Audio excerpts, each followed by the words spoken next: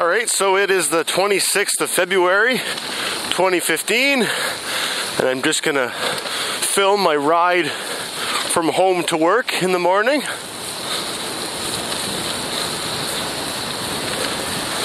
Try to make one of these videos every month, and as we're nearing the end of February, I figured it was time to make one for the month of February.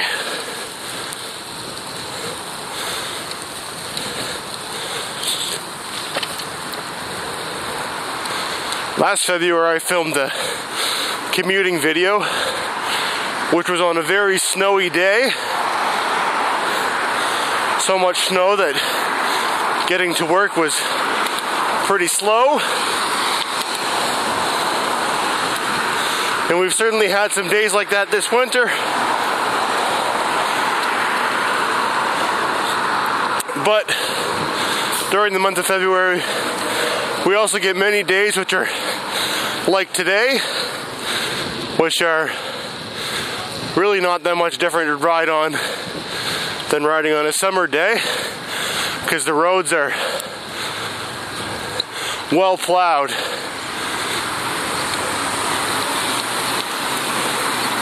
So I'm going to be taking the Yonge Street route to work.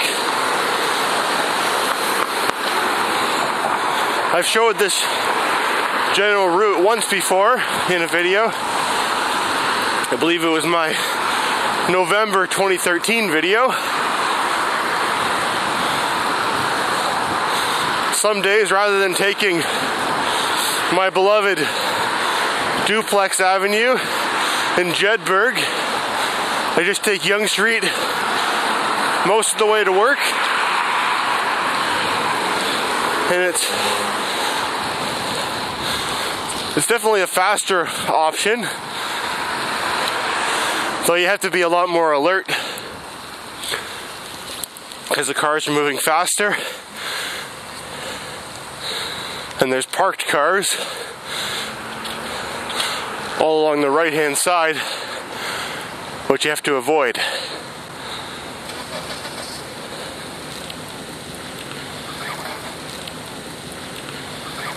The temperature today is about negative 17 Celsius.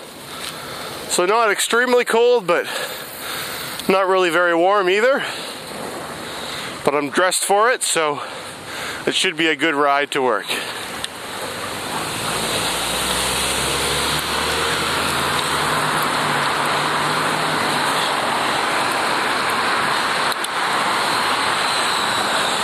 So Yonge Street in this section of Toronto has two driving lanes, but the right-hand curb driving lane, the one that I'm in right now, is particularly wide, and that's because they allow paid parking along Yonge Street during certain times.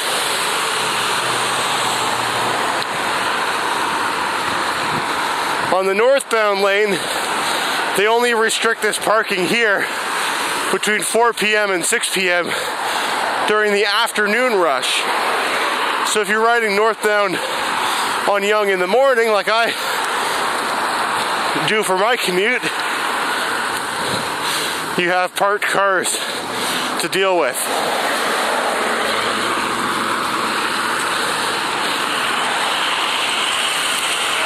And the reason that's a problem is because right now I got this nice wide lane where there's lots of room for people to get past me, but as soon as there's a parked car, then I have to overtake the lane to be able to get around it, and I have to yield to the cars which are behind me. And these cars are filling up the whole lane.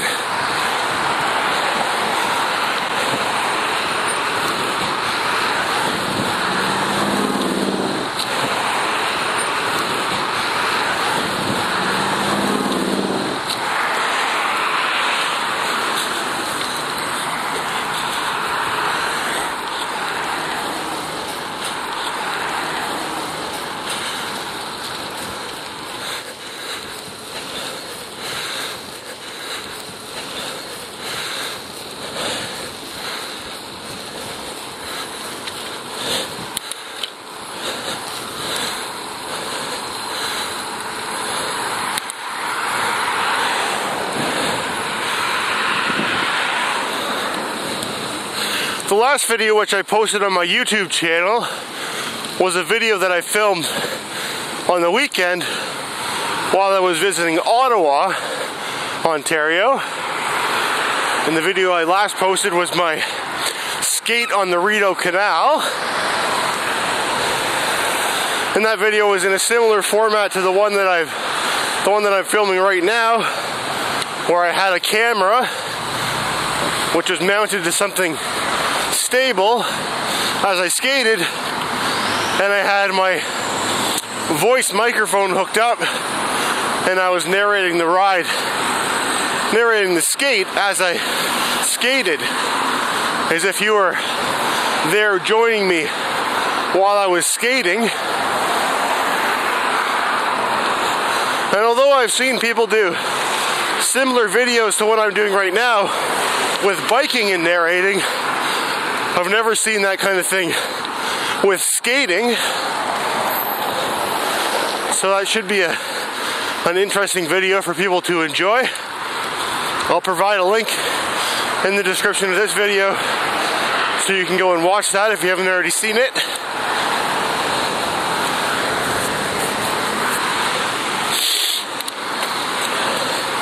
So that last traffic light we went through back there was Lawrence Avenue. And that's the first subway stop on the Yonge line, which we went over top of.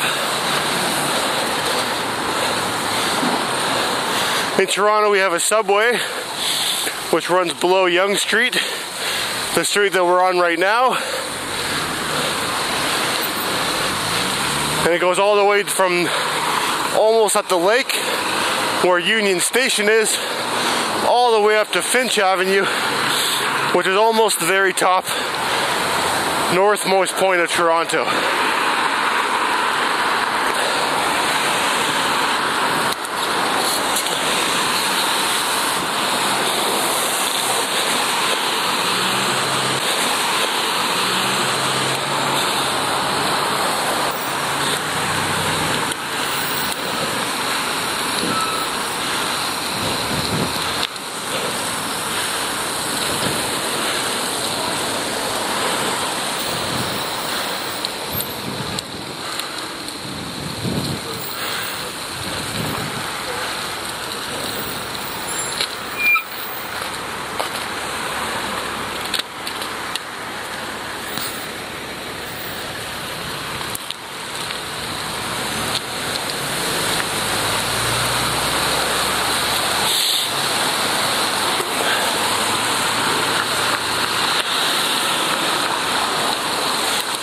So this winter I found that I've been taking this Yonge Street route a lot more times than I had in the past,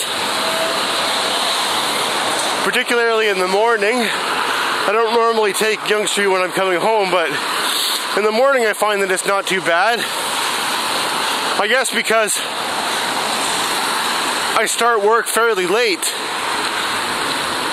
so the rush hour traffic really isn't too bad. It's almost all passed by the time that I'm riding.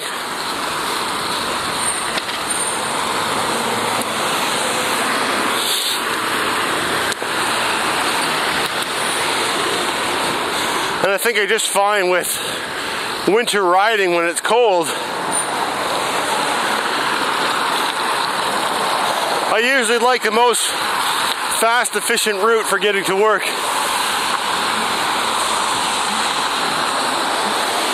That means that I get a few extra minutes to sleep in the morning, and it also means I'm exposed to the cold for a shorter amount of time.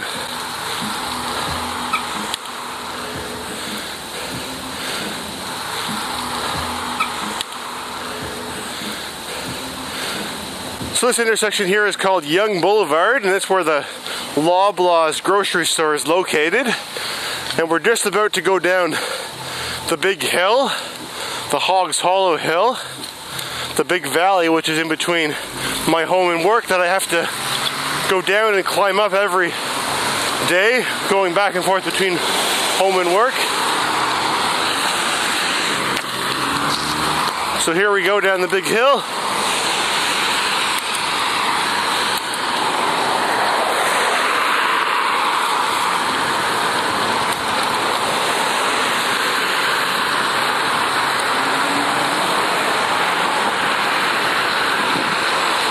picking up lots of speed.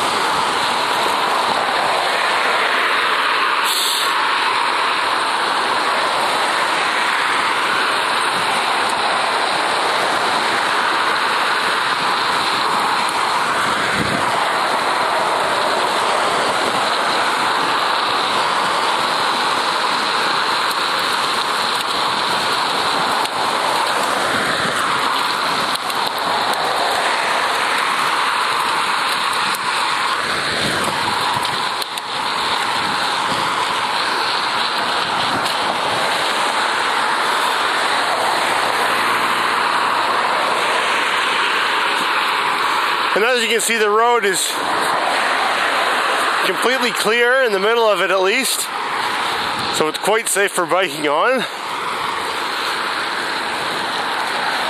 There's no ice or snow to be trying to avoid.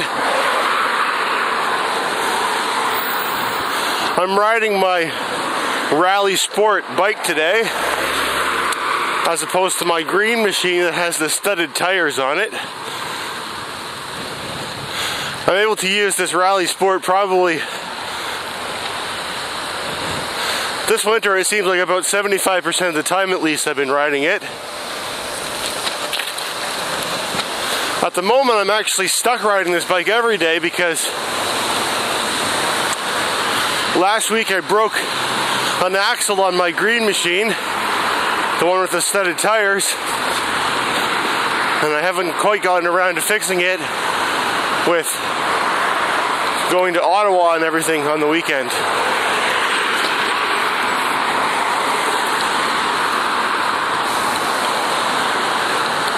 Last week I actually had problems with this bike too.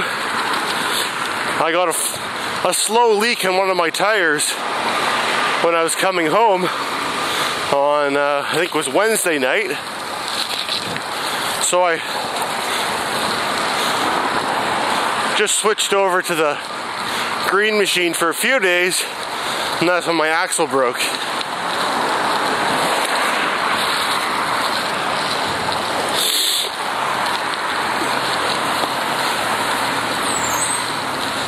So that last traffic light we just passed through back there was York Mills Avenue. That's the second subway stop between home and work for me. The next subway stop is Sheppard Avenue, and that's really close to where I work, and we won't actually be going past that one.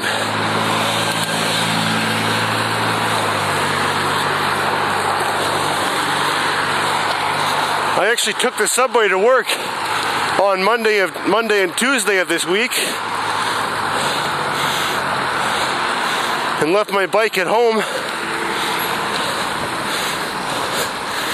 And that it didn't have anything to do with how cold it was or how clear the roads were. It was actually because of me. Because on the weekend when I was skating, I got a really bad blister on my right foot. And it was actually quite painful just for walking around.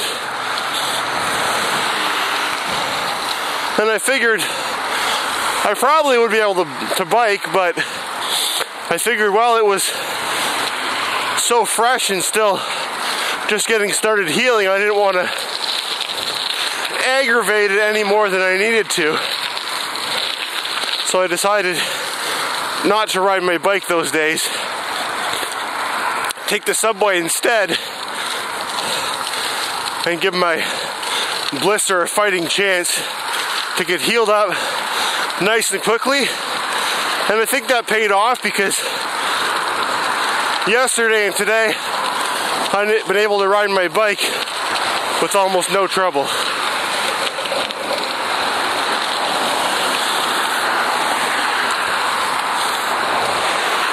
So this section of Yonge Street here, the cars move very fast. The lane's not particularly wide. Thank you. The pavement's not in great condition, and I feel much safer riding on the sidewalk. In the winter, you've even got this big snow mound, which kind of protects you from all the traffic on the left-hand side here.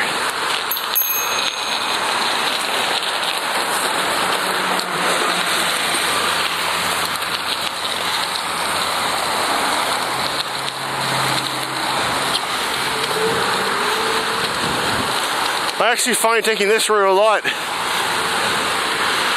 lot easier than the other way that I normally go for climbing this hill, because the hill is just so much more gradual and it's not even as noticeable.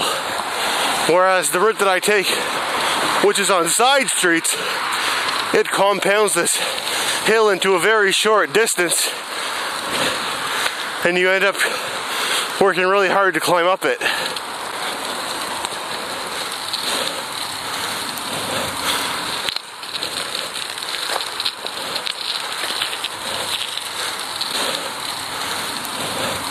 But past this intersection here, I still don't like to ride on Yonge Street directly. So I take this side street here,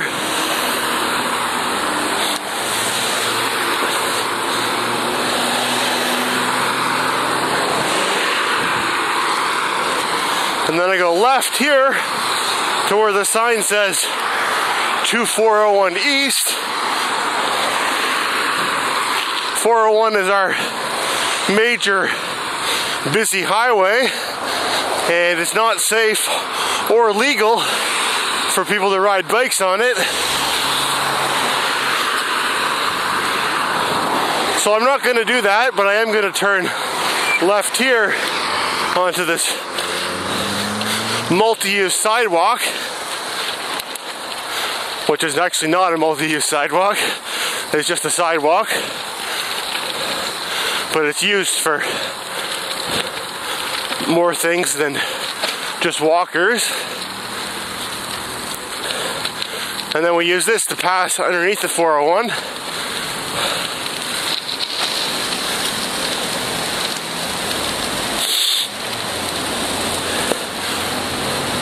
Highway 401 in this section here is said to be the busiest highway in North America. Thank you.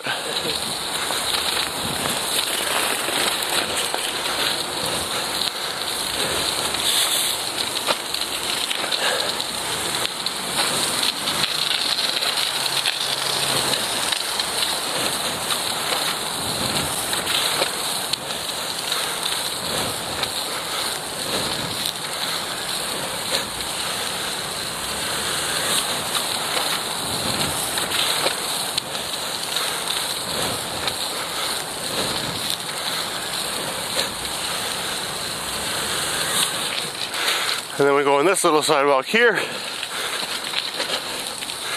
Thank you.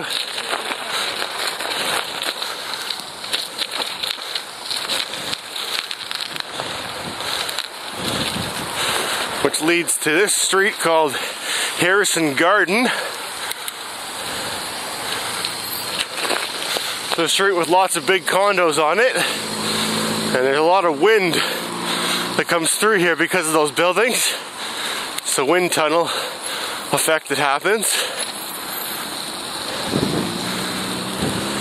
Although usually the wind's blowing the other direction.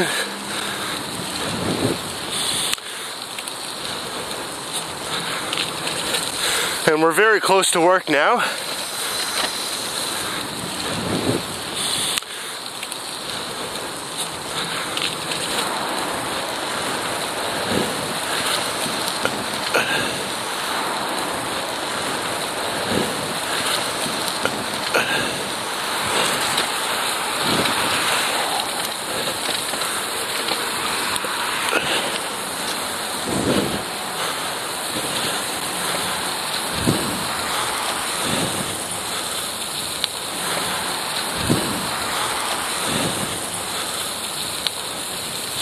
And while I ride my bike in Toronto, I almost always make a point of using the Toronto cycling app, something that you can download on your Android or iPhone smartphones. And it's a application that was created and released by the City of Toronto Transportation Services Cycling Department, the City Cycling Group, and it's just an app which you can use to record your trips, and it keeps track of your average speed and all the great things that you can do with GPS smartphone. But the thing that sets this aside from all the other apps that are similar, which are available, that do the same thing, is that at the end of your trip, you have the option of submitting that trip to the city, and from there it goes into a big database where they keep track of where everybody's ridden their bike. So by showing the city where you ride, you show that the places you ride are important cycling destinations, and it helps them justify improving the cycling infrastructure, be it by putting in bike lanes or cycle tracks or anything like that to make it safer for you riding your bike. So I make a point of using it every day. It takes me about 10 seconds to start up, and another 10 seconds maybe when I get to my destination to stop it and submit the trip. But my mind, it's a worthwhile thing to do, and if you ride a bike in Toronto, I strongly recommend you do the same. Thanks.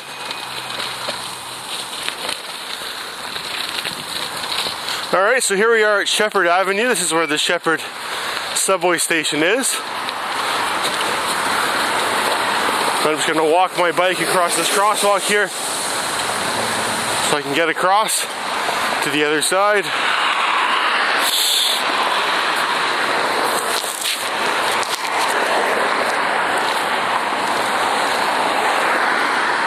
So despite it being -17 today, it was still quite a pleasant ride to work.